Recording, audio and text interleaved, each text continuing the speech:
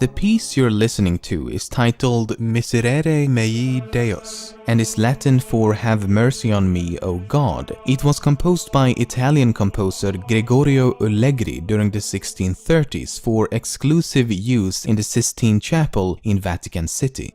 It was forbidden to transcribe or perform this music anywhere else in the world, and doing so was punishable by excommunication. For about 150 years, the composition of this piece remained a closely guarded secret.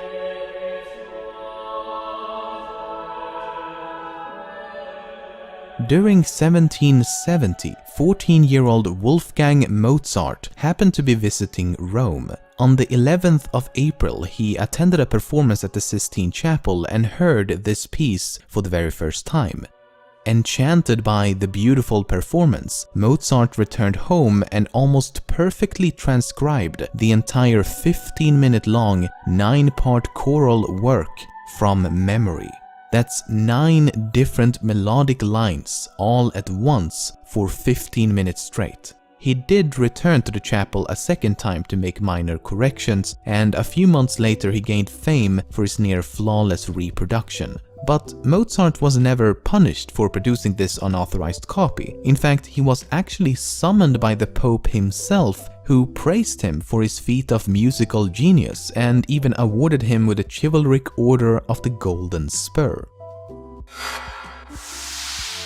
A few days ago, I was working on this very video and I felt my phone vibrating in my pocket. I tried to pick it up to see who was texting me, but I couldn't because my phone was right there on my desk and I had not received any new messages. But I could have sworn I felt it vibrating in my pocket. It's not the first time this has happened, but this time I wanted to know exactly why it happens. And as it turns out, this makes for a great segment in today's episode. The sensation that your phone is vibrating in your pocket while in reality it is not is aptly known as phantom vibration syndrome. It's a form of tactile hallucination or something known as pareidolia. It's when our brain's amazing ability to perceive patterns gets a bit carried away. For example, rock formations or clouds can sometimes form shapes that we perceive as something more than just random shapes. A crater on Mars or a smiley face. The face of a mountain or a face in the mountain.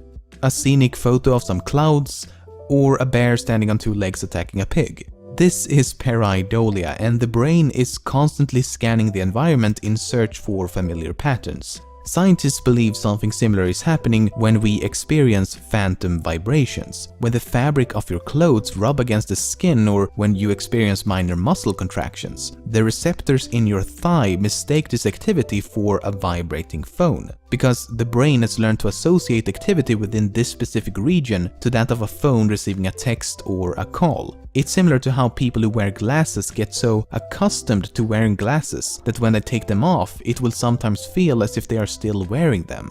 There's been a few different studies over the years, but one recent study at a college in the US revealed that up to 90% or 9 out of 10 students experience these phantom vibrations. At the height of the Cold War in 1962, US President John F. Kennedy decided to implement new security measures to prevent unauthorized launches and detonations of nuclear weapons. These security devices were known as Permissive Action Link Controllers, or PAL for short, and they look like something straight out of a James Bond movie. For about 15 years, these devices were believed to function correctly, but as it turns out, this was not the case. You see, the Strategic Air Command saw this extra level of security as more of a hindrance, because if the United States were to be attacked, they would only have moments to launch a counterattack. In their opinion, these PAL devices could potentially cost the lives of millions, as it could take crucial seconds or minutes to input the correct code. So, without telling anyone, the Strategic Air Command configured all locks on these PAL devices to 8 zeros. In fact, the missile launch checklist required you to confirm that the combination was set to only zeros. So for about 15 years, codes to access nuclear weapons in the United States were about as safe as the locks on your luggage. There's a woman in the UK who claims to be able to identify people suffering from Parkinson's disease simply by smelling them. And it's one of those rare cases where truth is actually stranger than fiction because her claims has actually been verified as being true. A team of researchers recruited 12 people, 6 with Parkinson's disease and 6 without. They were all asked to wear a t-shirt for a day and then bring it back. The woman named Joy Milne was then asked to smell each t-shirt to identify who had Parkinson's and who did not. Her accuracy was 11 out of 12. But it gets even stranger. She correctly pinpointed the 6 people suffering from Parkinson's, but also claimed that one of the 6 that didn't suffer from Parkinson's actually had Parkinson's. The subject and the researchers assumed that she was simply wrong. But 8 months later, the subject informed the researchers that he had just been diagnosed with Parkinson's disease. So Joy was actually 100% correct, and she could somehow identify this disorder long before any obvious symptoms had begun to appear. Scientists believe that changes in the skin of people with early Parkinson's produces a particular scent linked to the condition. Hopefully, further testing will result in an easy way to identify the disorder at an early stage, as it's quite difficult to do so at the moment. What was so extraordinary about New Year's Eve 1999? I actually want you to guess, so I'll give you a few seconds.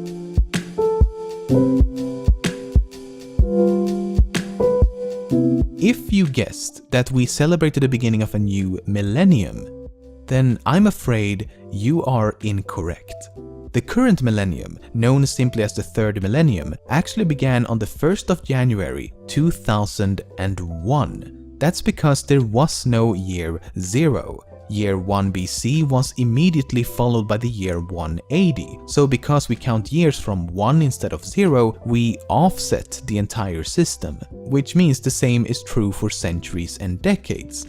But it all depends on how you say it. For example, the 19th century is different from saying the 1800s. The 19th century spans between 1801 and 1900, while the 1800s spans between 1800 and 1899. The same goes for decades. The 200th decade spans between 1991 and 2000, while the 90s spans between 1990 and 1999.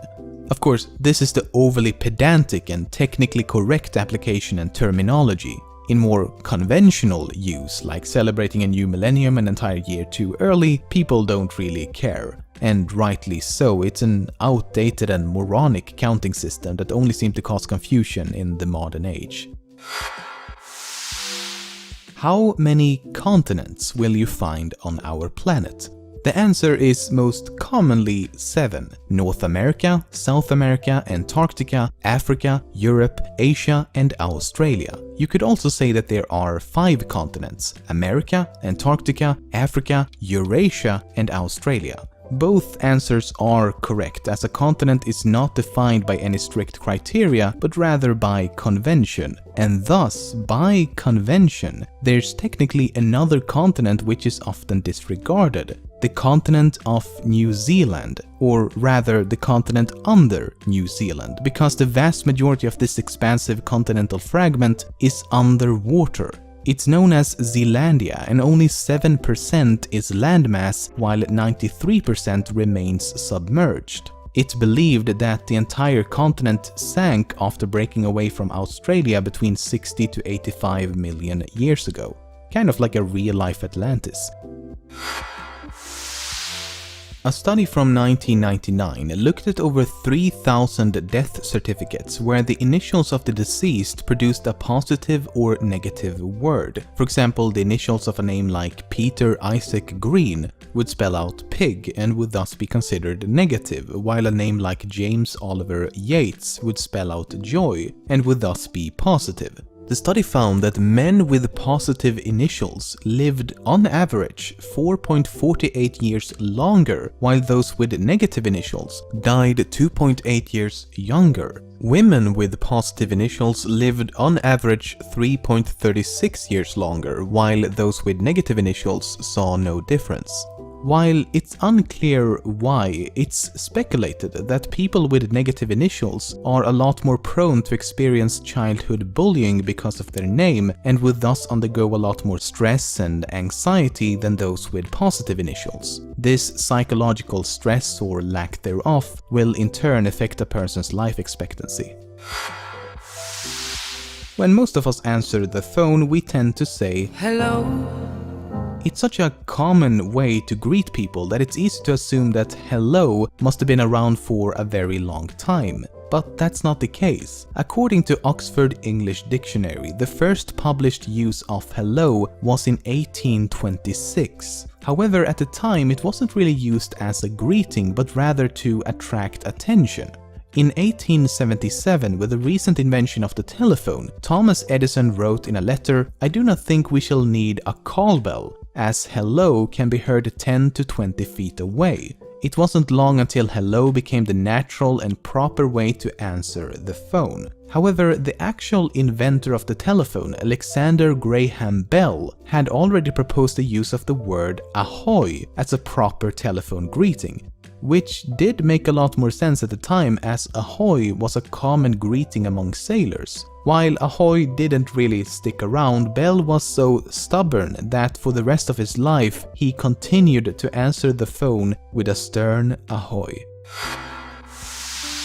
Have you ever looked at a bright light, like the sun for example, and suddenly felt the urge to sneeze? Statistically speaking, about 18 to 30% will say yes, while the rest of you may be a bit confused. It's known as photic sneeze reflex, and scientists don't quite understand why it happens. I am actually one of those 18 to 30%, but in my case it's a bit different. Just looking at a bright light has never triggered the reflex for me, but when I naturally feel the urge to sneeze, like when you have a cold and the sneeze doesn't quite want to come out, it actually helps to look at the light, which then almost immediately allows me to sneeze. I don't know if that's just me, but that's my experience at least. The prevailing theory is that nerve signals gets confused. The optic nerve, which senses vision, and the trigeminal nerve, which among other things senses irritants in your nose and makes you sneeze, lies very close together and could thus have an effect on each other. So the idea is that when you're suddenly exposed to light with high intensity, it accidentally triggers the trigeminal nerve, essentially telling the brain that the sun is inside your nose.